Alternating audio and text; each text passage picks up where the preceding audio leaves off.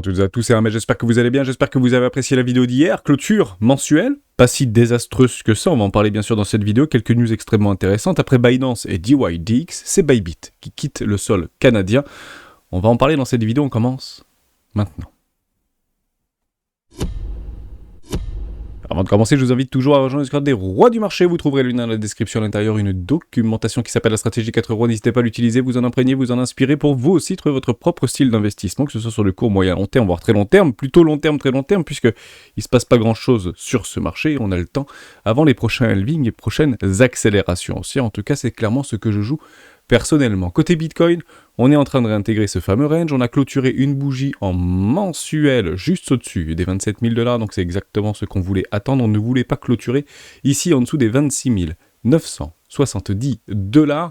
On avait d'ailleurs travaillé sur ce type de choses. Je ne sais plus où est-ce que c'était. On avait mis des petits curseurs. Je ne sais plus du tout. Et voilà, c'était juste là. Je vais les mettre en mensuel. Voilà. Si on clôture en dessous, c'est bien, si on clôture au-dessus, c'est boule et c'est formidable. Et bon, on est toujours dans ce range, on a donc délimité ces deux bandes de range, 31 000 $ ici et 26 987 $. Je suis actuellement sur l'index et on n'a pas clôturé en dessous.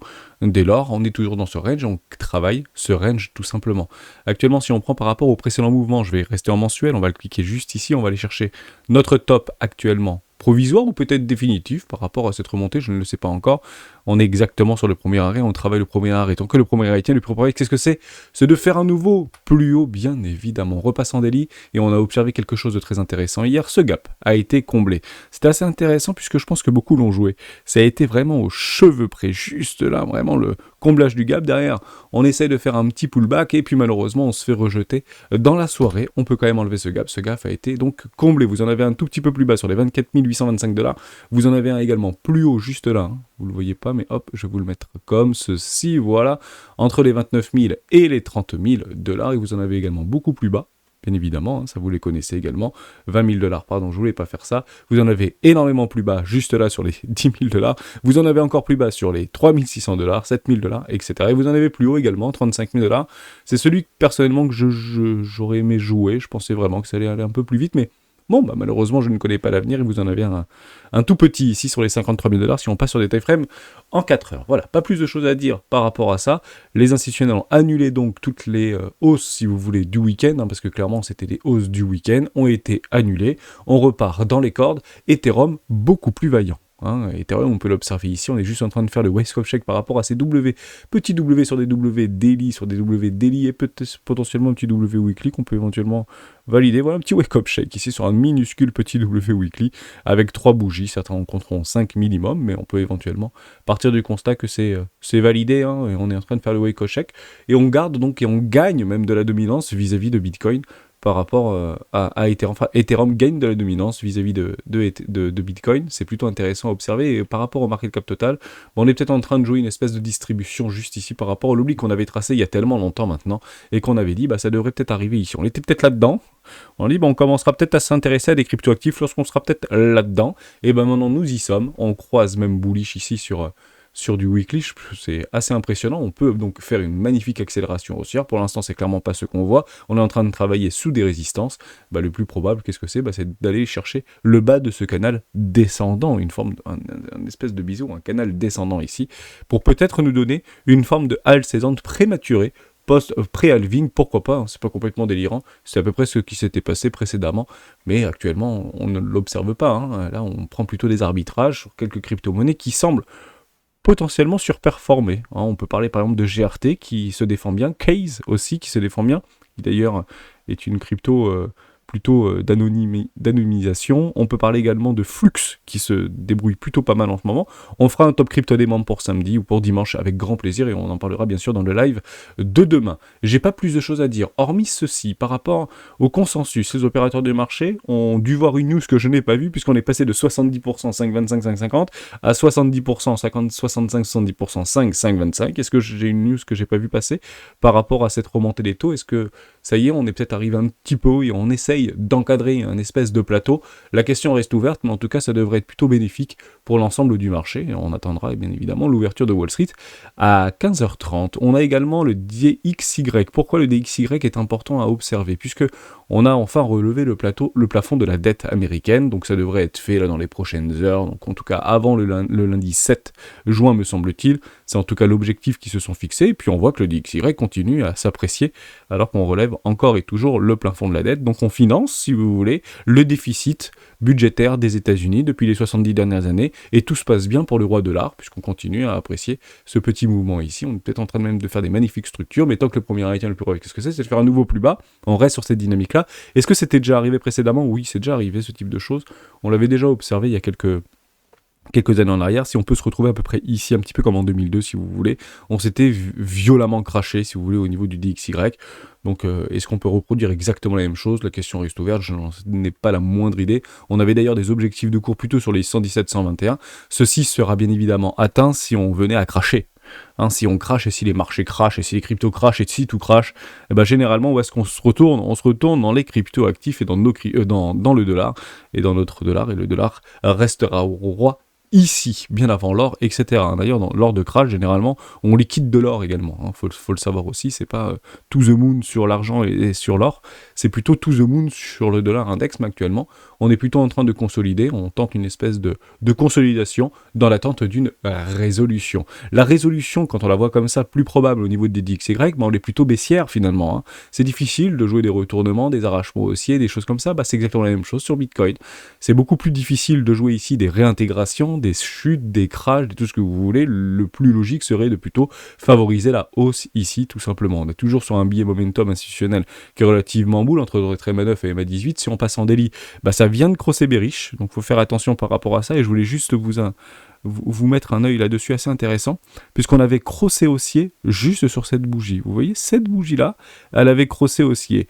Et on aurait pu donc prétendre, ok, accélération haussière, acceptation, confirmation, acceptation, accélération, non, réintégration. Ceci n'est pas bullish. Ceci n'est pas bullish. L'objectif pour les bears, qu'est-ce que c'est? D'aller casser les précédents lows. Qu'est-ce que c'est l'objectif pour les bulls? D'aller casser les précédents high. Et pour continuer, et je dis bien continuer, ce retournement de dynamique haussière. C'est extrêmement simple à comprendre. Regardez ça. Ici, on avait... Alors, je ne vais pas aller sur cette charte-là, je vais aller en prendre une autre. Je vais faire x 77 divisé par 77, c'est pour avoir une charte un peu plus neutre, un peu plus vide, si vous voulez, de sens. Donc, on avait structuré des hauts toujours plus bas que les précédents et des bas toujours plus bas que les précédents, juste ici, avec une confirmation juste là. Et puis là, on change la polarité. Donc, on est d'accord qu'on a tenté de changer la polarisation de ce mouvement tendanciel baissier court terme. Ici, on va chercher quoi donc? Un creux. L'objectif pour les boules, c'est de maintenir ces précédents lots juste là. Pourquoi faire? Pour confirmer la reprise tendancielle haussière. Tout simplement. Donc actuellement, on se trouve au milieu de rien. C'est le pire endroit pour trade. C'est clairement au milieu de rien. On va plutôt chercher donc les extrêmes. Évidemment que si on commence à s'approcher dangereusement de ceci, s'il n'y a pas de news catalysante, peut-être partir du principe que ça peut être un petit peu de chasse à la liquidité, mais c'est toujours la même chose. On a déjà pris la liquidité. La liquidité qui se trouvait en dessous de tous ces précédents lots, elle a déjà été prise. Donc pourquoi y revenir? Et si on y revient, généralement, c'est que c'est pas bullish l'histoire. C'est ça qu'il faut comprendre quand je dis en fait qu'on n'a rien à faire sur les précédents lots. Si c'est haussier, alors c'est haussier. Et allons dégommer du bear, tout simplement. On peut regarder des choses aussi qui sont extrêmement intéressantes, notamment sur Ichimoku Kinkoyo. J'ai bien regardé en ce moment, puisqu'il y a des choses qui sont plutôt pertinentes. On se fait rejeter de façon chirurgicale sur la Tenkan, ici en weekly. Si je passe en daily, on a juste là une bougie d'acceptation qui est... Alors, c'est pas une bougie d'acceptation, c'est vraiment cette Tenkan ici qui fait office de support dynamique qui a bien été tenu par rapport à la bougie d'hier. Et là, on se la fait un petit peu arracher, mais encore une fois, tant que la bougie n'est pas clôturée, je ne peux pas bien sûr le confirmer. Vous avez votre Chikuspan qui est juste ici, qui vient de transpercer le nuage. Oui, il a transpercé le nuage, mais encore une fois, on était juste ici, là, par rapport au nuage, par rapport à la bougie d'hier. Cette bougie n'est donc pas confirmée. On peut très bien grind ce type de choses. Voilà, on peut très bien grind le nuage. Je vais changer de couleur pour qu'on le voit beaucoup mieux. Ici, conserver la Tenkan, aller chercher notre Kinjun et passer par le petit le petit twist ici. Voilà, on cherchera à passer par ce petit twist. Est-ce que c'est impossible ? Non, c'est complètement faisable. C'est presque jouable, j'ai envie de dire, sur une nouvelle fois, sur un bas de range. Donc range trader, prenez vos responsabilités. On vient de combler le gap haussier. Beaucoup ont joué le gap haussier et sur des leviers peut-être un tout petit peu trop importants, se sont fait recter. Mais l'objectif, c'est clairement ça pour les boules. Hein. C'est clairement ce qu'on attend. Et voilà. Hein. Et puis on relance le flux acheteur. Apparemment, c'est pas ce qui est en train d'arriver. On a l'impression qu'on est un petit peu dans une forme de morosité sur ce marché. Pourquoi je dis ça ? C'est extrêmement simple. Vous allez sur n'importe quel chart, on va prendre peut-être Coinbase, c'est pas mal. Il n'y a pas de volume. Hein, en fait, s'il n'y a pas de volume, c'est de la consolidation, quoi. Je ne sais même pas ce que c'est rien. C'est encéphalogramme plat. Il n'y a pas de volume sur ce marché. On a des volumes qui sont descendants. Depuis en fait le crash de FTX, descendant, volume descendant, volume descendant, volume descendant, volume descendant. On attend donc un retour des volumes. Et la direction sera prise à ce moment-là. Tant que les volumes sont décroissants, on parle d'un mouvement qui n'est pas sain. Et effectivement, ce mouvement n'est pas sain. Vous avez raison qu'il n'est pas sain, ce mouvement. Mais on ne fait pas en fonction de ce que l'on croit, on fait en fonction de ce que l'on voit. Et ce qu'on voit, c'est que c'est bullish. Qu'est-ce qu'on fait, en fait, depuis le début depuis le début de l'année sur Bitcoin ? On est en train de counter le sentiment. On est en train de péter du bear, tout simplement. Donc, généralement, ça s'articule en 3 flux, tout simplement. Donc, actuellement, moi, j'en vois plutôt 1. Ici, j'en vois plutôt 2. 3, hein, voilà, c'est à peu près ça l'idée, hein, c'est de voir un 3e flux, généralement le plus voyant, qui vont nous chercher des 5 étendus. Alors après que votre 4, hein, sur la fameuse 1, 2, 3, éventuellement, allez chercher une 4, alors est-ce qu'elle est là la 4, est-ce qu'elle est là la 4 voilà, 1, 2, entre les 0,618 et les 0,5, ok, il n'y a pas de problème, hein. On peut aller chercher les petits déséquilibres de marché, on peut même venir jusqu'ici, on ne remettra pas en cause cette dynamique de fond en weekly ici, pour aller chercher un flux beaucoup plus fort, beaucoup plus violent. Ce que j'ai juste envie de vous dire ici, et je pense que c'est le plus important, c'est que cette bougie ici rouge, qui est venue rechercher en fait la bougie en trimestriel, juste là, enfin la moyenne mobile en trimestriel, ici, et a été catalysée par la chute de Silvergate de Silicon Valley Bank. Donc moi pour l'instant je vois aucun cataclysme. Donc s'il faut attendre un cataclysme pour juste avoir quelque chose comme ça, parce que honnêtement, il est résilient ce Bitcoin, hein, tout le monde s'en fout et finalement ça tient. Donc jusqu'à preuve du contraire, c'est que les gens, en tout cas les big boys ou les baleines, ne veulent pas tout de suite distribuer. Si elles avaient déjà distribué, pour le coup on serait probablement beaucoup plus bas. Non, elles continuent à acheter, on le voit d'ailleurs sur les maps de liquidité. Donc c'est clairement ce qu'on pourrait attendre, mais il faudrait un catalyseur, et actuellement ce catalyseur je ne le vois pas. Donc tant que c'est bullish, allons chercher plus haut tout simplement, hein. C'est clairement ce que j'attends personnellement. On aura des choses qui sont très intéressantes, d'ailleurs on finira la vidéo là-dessus, on fera juste 2 petites news et comme ça elle ne durera pas trop longtemps. C'est que vous aurez donc le 13 au niveau de l'inflation aux États-Unis et vous avez la décision de la Fed le 14 juin prochain. Donc ce sera extrêmement catalysant. J'espère qu'il se passera des choses d'ici le 14 juin parce que sinon on sera vraiment tenu sur les lèvres de Jérôme Powell et puis d'ici là on restera peut-être dans une machine à laver. Je le dis, je le redis, pour éventuellement essayer d'anticiper un pivot de la Fed, il faudra donc 2 choses, soit un retour de ou sous les 2 au niveau de l'inflation. C'est clairement pas ce qu'on constate actuellement au niveau du PCE Core et au niveau de l'inflation aux États-Unis, encore moins l'inflation en Europe, qui est actuellement toujours à 7. Le consensus de 11 heures est toujours à 7 au niveau de l'inflation en Europe, donc une inflation relativement forte. Mais vous aurez la création d'emplois et les inscriptions d'amateurs au chômage. Ce sera donc aujourd'hui à 14h30 et vous aurez donc le taux de chômage demain. Actuellement, le consensus est à 3,5. Si on passe à 3,7 ou 3,8, peut-être que ça pourra inciter la Fed à réfléchir sur une forme d'inflation par rapport à l'augmentation des taux, ou en tout cas une pause et acter une pause. Donc ces catalyseurs-là, donc ce sera clairement pour moi demain à 14h30, qui va directement déterminer si oui ou non on vient réellement sur du 90% sur on est sur du plateau et on n'y bougera plus, ou finalement on a encore une baisse au niveau du chômage aux États-Unis, et là très probablement que un petit coup derrière la tête supplémentaire, voire 2, ne seront pas à exclure, tout simplement. Je fais juste quelques petites news qui sont très importantes. USA, la Chambre des représentants adopte la loi suspendant le plafond de la dette. C'est formidable, on est très content de l'observer. Qui a raison, qui a tort, c'est des compromis, donc finalement les deux camps ont trouvé un compromis, donc les deux n'ont finalement pas réussi à obtenir tout ce qu'ils avaient demandé. Donc généralement, si c'est les républicains, c'est peut-être un peu plus les services sociaux pour les plus modestes, etc., qui vont en pâtir, et puis c'est plutôt bien pour l'armée américaine, pour valider tous les plans au niveau budgétaire vis-à-vis de l'armée américaine, qui doit prendre quelques centaines de milliards de plus, donc c'est quand même pas rien dans l'histoire. Donc c'est clairement ce qui avait été demandé par les républicains, les démocrates ont validé ceci, et puis c'est pas de problème avec ça, on repart. Qui achètera la dette américaine? Grand point d'interrogation. C'est toujours la même chose, 31 000 milliards de dollars de dette américaine, même si aujourd'hui on pense que, et beaucoup se complaisent à dire que le plafond de la dette américaine n'a pas de sens, etc. Vous avez probablement raison, pour être tout à fait honnête avec vous, c'est peut-être un leurre, c'est peut-être une vue de l'esprit, mais en tout cas, personne ne le souhaite, tout simplement. Et surtout, ce que personne souhaite, c'est pas forcément qu'on ne remonte pas le plafond de la dette, c'est qu'à un moment donné, plus personne voudra de cette dette. Et il est là le danger. Le danger, c'est pas de l'augmenter ou pas de l'augmenter. Le danger, c'est qui, en fait, est le collatéral de cette dette-là. Qui, en fait, est d'accord pour absorber cette dette-là. Si c'est que la Fed, ça finira bien sûr par imploser. Binance renvoie son organisation et l'exchange de crypto-monnaies va licencier une partie de ses effectifs. Donc beaucoup pendant toute la crise des crypto-monnaies sur les derniers mois, Binance se gargarisait d'employer des gens et de continuer à employer des gens, et c'est exactement ce qu'il a fait. Il a à peu près embauché 3000 personnes supplémentaires. Il est aujourd'hui à 8000 personnes au niveau de Binance. Il y a une réorganisation, donc des personnes qui vont tout simplement être licenciées. Ceci est normal dans la vie d'une entreprise. Il ne faut pas du tout le prendre différemment. Ces mecs-là embauchent 500 personnes par mois. Donc vous imaginez bien que si vous avez un service qui est capable d'embaucher 500, 300 ou 500 personnes par mois, pour celles et ceux qui ont peut-être travaillé dans des startups avec des recrutements de peut-être 30 ou 50 personnes par mois, je l'ai vécu, honnêtement c'est pas évident à gérer. Et généralement vous faites beaucoup d'erreurs. Pas forcément des erreurs humaines, mais vous faites des erreurs par rapport au profil vis-à-vis de la mission qui n'est pas forcément parfaitement bien définie, par rapport à des nouvelles technologies. Vous imaginez bien, toi tu vas être responsable de la data au niveau des cryptoactifs nouvellement listés. Voilà, les trucs, vous inventez des jobs qui n'ont ni queue ni tête, et généralement vous essayez de vous réorganiser. Ça prend du temps, donc il y aura des départs probablement volontaires, avec des jolis chèques à l'arrivée. C'est pas du tout mauvais ce qui est en train de se passer chez Binance. Et en fait, ce qu'il faut regarder, c'est pas le nombre de personnes qui vont être écartées, si vous voulez, de la boîte. Bon profil ou pas bon profil, ou toute autre idée. Il faut juste regarder le flux net au niveau des employés. Est-ce qu'il y a plus d'embauches que de licenciements ?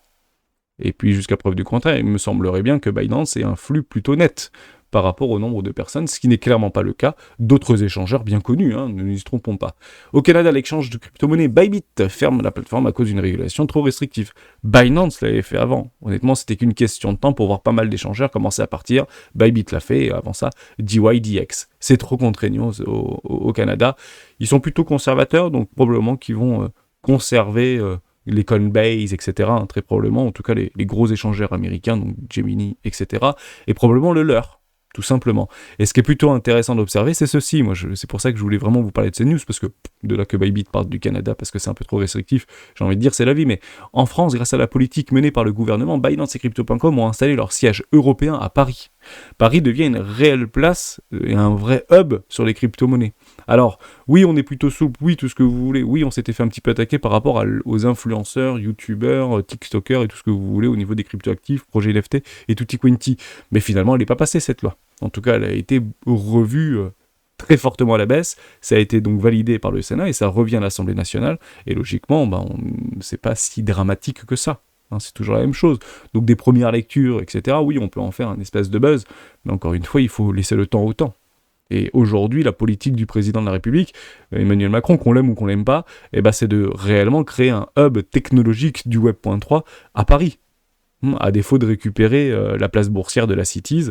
Et je le rappelle d'ailleurs que la place de la Défense, enfin la place boursière européenne, aujourd'hui, se trouve en France, à Paris, la Défense.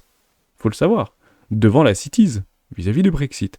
De même, l'émergence des licornes Sora comme Ledger et le financement des startups par l'État grâce à BPI France sont des indispensables pour aider les pays à s'imposer au sein de l'Union européenne, voire à l'échelle mondiale. Et on est très content de l'observer et je suis très content de vous le lire.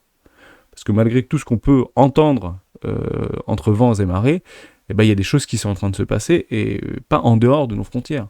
Chez nous, il faut suivre nos règles. Certes, on est un peu moins flex que les États-Unis, et encore que les États-Unis sont très très bipolaire, j'ai presque envie de dire. Hein. C'est très bipolaire aux États-Unis, donc des fois c'est tout blanc et puis des fois c'est moins blanc pour être tout à fait honnête avec vous. Néanmoins, ça me donne ma transition et on finira là-dessus. La législation pro-Bitcoin règne cette année au Texas, alors que la session législative se termine. Finalement, il n'y a pas eu de loi impactant les mineurs texans par rapport à l'augmentation et le plafond de la dette proposé par Joe Biden.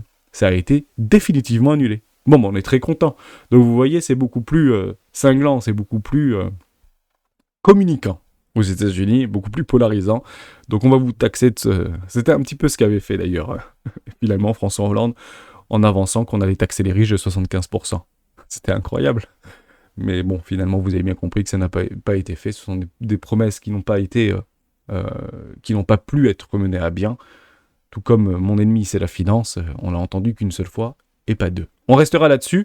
Je ne jette la pierre à personne, hein, c'est juste des constatations, ce sont juste des faits. Donc on peut beaucoup bouger par rapport à des faits, par rapport à des feuilles, par rapport à des rumeurs, par rapport à tout ça. Ce qui nous intéresse, c'est les faits, ce qui nous intéresse, c'est les chiffres. Et actuellement, ce qu'on observe, c'est que tout se passe bien dans le meilleur des mondes, en tout cas vis-à-vis de l'emploi américain, et c'est clairement pas ce qui va nous apporter de la nouvelle liquidité toute fraîche pour sauver un pays qui se porte bien, qui est résilient, si vous voulez. On augmente le plafond de la dette, tout va bien. Plus, il n'y a pas de chômage, tout va bien. En Europe, il y a une diminution du niveau, tout va bien. Il y a un petit peu d'inflation, c'est pas grave. On va serrer la vis, on va mettre des crédits à 20% et tout ira bien dans le meilleur des mondes. Et c'est clairement pas ce qui fait nos affaires. Donc il sera nécessaire pour nous, hein, avec un N majuscule, d'être tout simplement patient. On se retrouve demain dans le live des rois du Bitcoin. Ciao.